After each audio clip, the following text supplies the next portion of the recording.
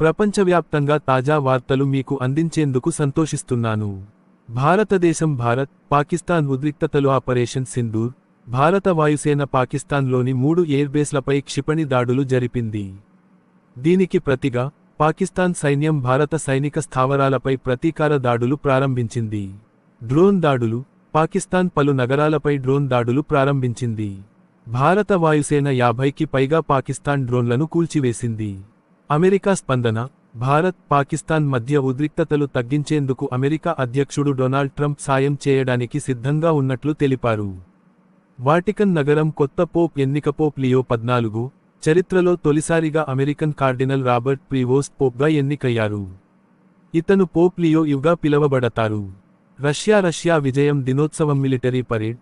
Russia అధ్యక్షుడు Vladimir Putin మాస్కోలోని red స్క్వేర్లో భారీ military parade నిర్వహించారు. ఈ పరేడ్లో చైనా అధ్యక్షుడు షీ జిన్పింగ్ పాల్గొన్నారు. సూడాన్లో పౌర యుద్ధం. ఖర్తూమ్ పరిస్థితి. సూడాన్లో 2 సంవత్సరాలుగా కొనసాగుతున్న పౌర యుద్ధం కారణంగా రాజధాని ఖర్తూమ్ పూర్తిగా నాశనమైంది. ఈ యుద్ధంలో 1.5 లక్షల మంది మరణించారు. యునైటెడ్ స్టేట్స్ అమెరికాలో తెలుగు వాసులపై చర్యలు. ఉద్యోగాల కోల్పోవడం. అమెరికాలోని ఫ్యానీ మే సంస్థలో వందలాది తెలుగు వాసులు ఉద్యోగాలు కోల్పోయారు.